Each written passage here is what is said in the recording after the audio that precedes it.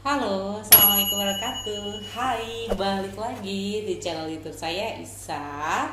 Dan kali ini saya akan ngebahas yang seru-seru banget. Dan tips ini insya Allah bermanfaat buat teman-teman semua. Oke, perkenalkan saya Isa. Saya adalah seorang digital marketer, content creator, dan founder komunitas Ibu Digital. Di video-video saya banyak banget ngebahas tentang tips bisnis online, gimana cara pakai tools ini, gimana cara bikin ini. Saya juga bahas about design menggunakan PowerPoint, kebetulan lagi suka sama dunia desain. Dan saya juga bahas about investasi emas batangan dan saham syariah yang memang based on pengalaman saya, dan ini saya bagikan ke teman-teman. Tujuannya apa? Untuk memudahkan teman-teman melakukan step by step yang insya Allah ambil baiknya aja, yang jelek-jelek dibuang. Langsung aja ya, video kali ini seru banget dan ini recommended. Kalau versi saya ini wajib banget buat teman-teman yang mau investasi logam mulia. Saya punya tips yang menurut saya ini adalah recommended, dan ini tips saya dapat langsung dari narsum yang oke. Yes, dari Papa Gon, Gesa Falugon. Teman-teman bisa kepo akun Facebook dia, bisa follow beliau untuk tahu tipsnya dan tahu about bisnis. Hari ini saya bahas tentang 7 hal wajib yang harus diketahui ketika teman-teman mulai tentang investasi emas. Di video ini, sebenarnya video ini adalah based on artikel, based on postingan beliau yang di Facebook, lalu saya izin ke beliau untuk membukukannya via di website saya di Ibu Digital. Terus menurut saya ada beberapa pembaca, penonton yang mungkin ingin lihat versi video, pembaca saya versi video, maka saya bikin versi videonya. Yes, ini akan ngebahas satu, mengapa harus investasi emas, dua, emas apa yang sebaiknya dibeli, tiga, di mana tempat terbaik membeli emas, kapan saat terbaik membeli emas, yang kelima, apakah nilai emas selalu naik, yang keenam, di mana menyimpan emas, sama tujuh, bagaimana mengoptimalisasi nilai emas. Semuanya tips 7 ini dirangkum oleh beliau, oleh Papa Gon. Jadi saya membacakan, saya menyampaikan kembali, dan mungkin akan saya tambahin sedikit-sedikit based on pengalaman saya yang masih pemula. Gitu ya, langsung aja saya akan bantu teman-teman. Nah, ini tipsnya ada di website saya Isa Kambali, atau teman-teman bisa langsung masuk ke akun atau follow akun Facebook beliau Gesa Falugon, silahkan dicari. Ini tipsnya dia ada di sini. Nah, langsung aja, ini adalah tipsnya beliau. Pertama, dia bahas mengapa harus investasi emas. Ini nih, nilai emas memiliki kenaikan relatif cukup dan tinggi dan aman dari laju inflasi. Emas itu resikonya rendah, emas itu gampang liquid atau dicairin, bentuknya padat dan simple gitu ya, mudah dibawa, bendanya tidak mudah rusak, anti karat, anti cuaca, anti air, bisa dikelola sendiri tanpa pihak ketiga. Artinya apa? Jadi teman-teman kalau emang mau beli emas ya udah beli aja, nggak usah pakai pihak ketiga pun bisa.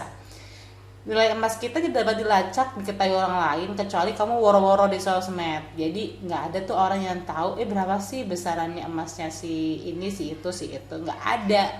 Yang tahu ya kita sendiri, kecuali kamu foto pamer gitu ya, nggak pamer sih, menginspirasi, mungkin menginspirasi. Oh, saya punya 78 kilo emas, mas suami. Itu ya mas suami yang di foto. Nah itu gitu ya, emas mudah diwarisin dari satu generasi ke generasi berikutnya. Pernah dengar dong dapat cincin emas peninggalan orang tua, mbah, dan lain-lain. Ini nih, nah ini adalah alasan kenapa kamu harus investasi emas. Masuk ya, oke. Yang kedua, ini juga seru banget, saya sangat banget suka data ini. Nah, menurut si Papa Gon, beliau ini bilang ONH 2002 itu harganya rupiahnya 25.358,798 atau setara 316 gram. Nah, oke, dulu itu per gramnya harganya 88.000, ONH 2002. Jadi beliau itu menghitung nih, mengumpulkan data ONH 2002. ONH 2003 harganya sekian, itu setara 276 gram emas, dan emasnya per gramnya itu 93.000. 2004 ONH-nya bayar 22 juta, hampir 23 juta. Ini setara 240 gram emas, harga per gramnya emas itu 94.000 gitu ya. ONH 2005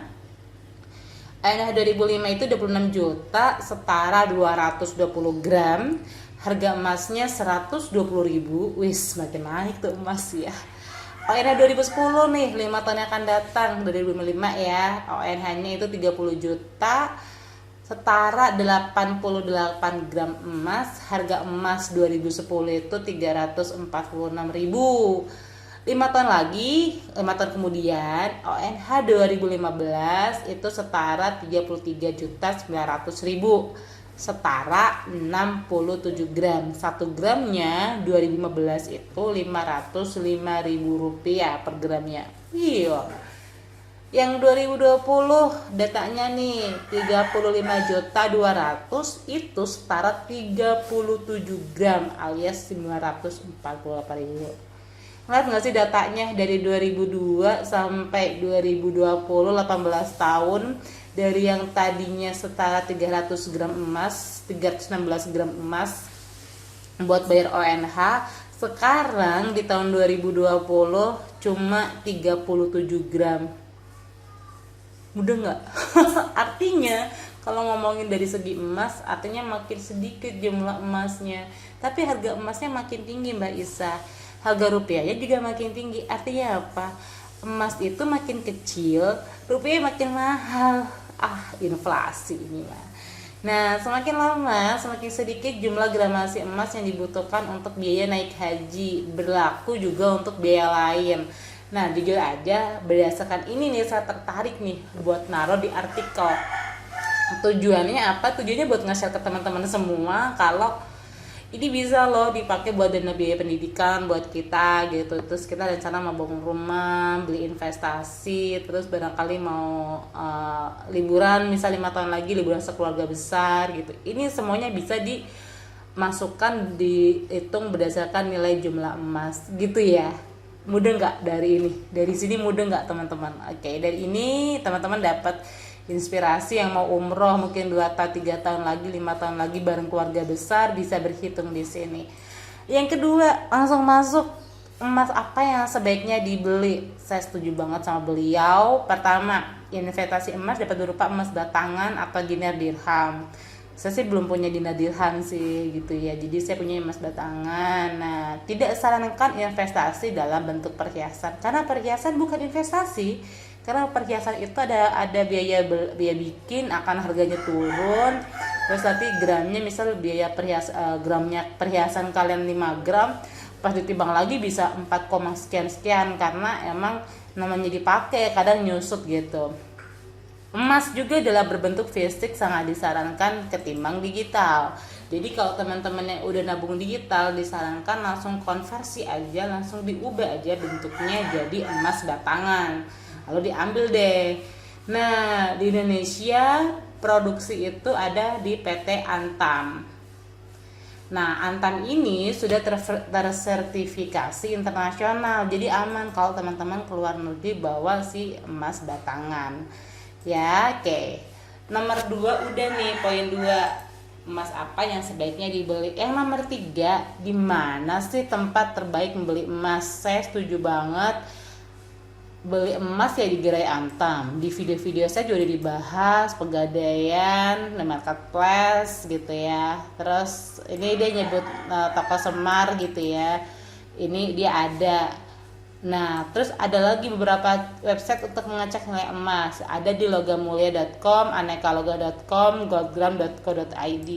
Selain toko emas dan marketplace, membeli emas sebaiknya juga di forum-forum Logam Mulia atau teman-teman yang mau jual. Ini sesuai banget sama tips yang saya share sebelumnya. Teman-teman kalau mau beli emas di mana sih gitu ya. Kalau waktu di Jakarta saya biasa beli emas di Cikini, sama saya juga ke Cikini karena harganya lebih beragam. Kamu bisa pilih emas 5 gramnya di banyak toko banget, karena satu kayak dia kayak mall mall emas gitu, jadi kayak pertokoan yang banyak jual emas. Nomor 4, kapan sih saat terbaik membeli emas? Apakah kondisi harga yang sedang naik atau sedang turun? Nah, ada 3 metode umum dalam berinvestasi. Lump sum, membeli aset dengan jumlah besar dalam satu waktu tertentu.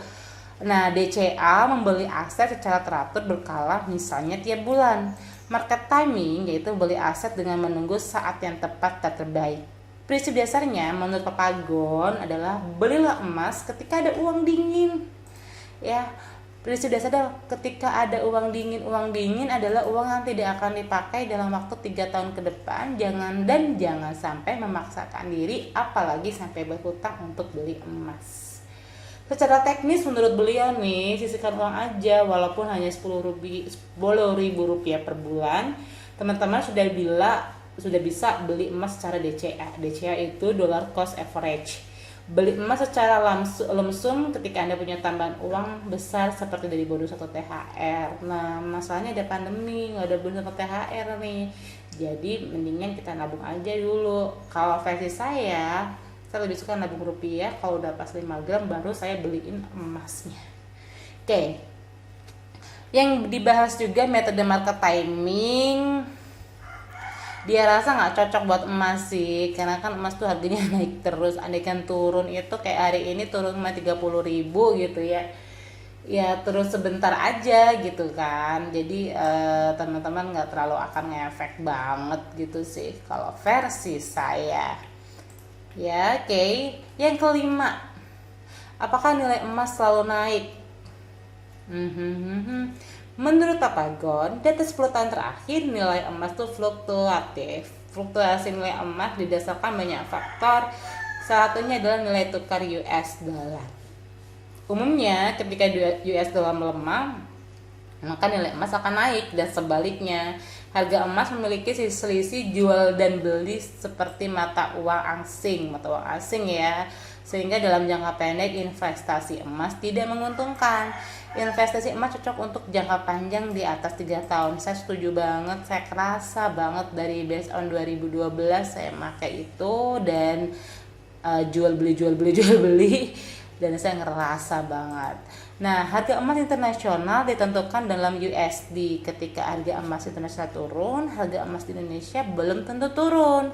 Bisa jadi saat itu rupiah melemah terhadap US. Ketika harga emas internasional naik dan rupiah melemah terhadap dolar, maka harga emas Indonesia sangat naik. Gitu ya. Mungkin bagian sini buat emak-emak tuh aduh ribet gitu ya. Intinya sih gini, kalau teman-teman mau invest emas, beli itu minimal simpen 3 tahun. Makanya kalau buat dana pendidikan, dana buat haji, buat bangun rumah atau investasi yang lain, mau dibeliin tanah, ini cocok banget kalau teman-teman beli dalam bentuk emas. Oke, nah ada satu kesimpulan yang seru banget menurut Papagon. Tapi kalau dilihat ya, harga emas di poin biaya haji di atas nih. Ini nih, poin biaya haji ini nih. Ini saya iniin. Apa coba? Yes. Emas selalu naik dalam periode di atas 5 tahun. Dari 2002, 2005, 10, 15, dan 2020 harga per gramnya adalah 88.000 dan seterusnya. Dari 2002 cuma 88.000, sekarang di angka 945.000, dan hari ini tuh 1 jutaan lebih. Jadi naiknya itu mungkin udah 1000% ya dalam waktu 18 tahun. Atau rata-rata naik 54% per tahun. Bayangkan berapa harga emas 10 atau 20 tahun mendatang. Kita bayangin. Oke, itu tips nomor 5. Tips nomor 6, gimana sih nyimpen emas Mbak Isa? Nah, ini saya banyak yang cocok. Cara tradisional. Apa tuh? Nah, taruh aja tempat rahasia. Mau taruh di mana? Terserah kamu deh. Mau ganjel pintu kek, buat taruh di tempat pot bunga kek, jadi pupuk atau apa, terserah gitu ya. Monggo gitu ya. Cara konvensional, disimpan di sewaan SDB deposit box nih di bank. Bisa cara modern di pool account, di Pegadaian atau buka emas. Nah, ini tipsnya beliau. Yang ketujuh, bagaimana mengoptimalisasi simpanan emas. Beli emasnya dengan pool account, tidak terima fisik. Contohnya teman-teman kalau transaksi di marketplace hijau atau hijau sih, yang marketplace hijau nih, teman-teman beli di sana dalam bentuk digital gitu ya. Nanti nyambi nunggu momennya, terus teman-teman baru dicetak. Tapi saya ini nggak pakai cara ini ya, karena saya belinya fisik aja gitu. Ini strateginya beliau tentang investasi emas. Pada intinya itu beliau gadai, lalu hasil uang gadainya untuk digunakan sebagai bisnis. Ini dia menggunakan gadai syariah. Adapun detail dan lain-lain teman-teman silahkan meluncur ke Pegadaian Syariah atau bank syariah yang kalian percaya. Ini beda-beda banget buat orang. Ada yang emang nggak pakai sistem gadai, arti ya udah kalau gue butuh ya gue jual kayak gitu. Itu feel free aja, silakan gunakan sesuai dengan ininya masing-masing ya. Ini juga tips dari Papa Agon ya emas itu kalau sama istri gitu ya, emas dikelola sama istrinya. Jadi untuk urusan beli biasanya dieksekusi, urusan optimalisasi menggadai dan memaksimalkannya urusannya si suami gitu ya. Ini tips dari beliau, ada 7 tips beliau dan saya seru banget. Saya suka itu paling bagian mana, jujur ya, saya paling suka bagian ini karena untuk muslim pengen banget naik haji nih. Jadi saya baru tahu juga, baru naik haji 2002 itu 316 gram emas, 2020 cuma 37 gram emas, bedanya jauh. So pas lihat data ini saya bisa prediksi, nggak prediksi sih, saya bisa mulai ancang-ancang nyimpen buat dana pendidikan BBM. Terus ancang-ancang misal pengen beli tanah, pengen bangun rumah, ancang-ancang mulai nabung bener gitu ya. Gitu ya. Ini tips seru dari Papa Agon. Teman-teman bisa langsung luncur ke kontennya beliau, ke akunnya beliau di Facebook, namanya Kisah Falugon. Silakan. Ini tips dari beliau, saya dapat dari Facebooknya beliau. Lalu saya izin untuk masukkan ke website.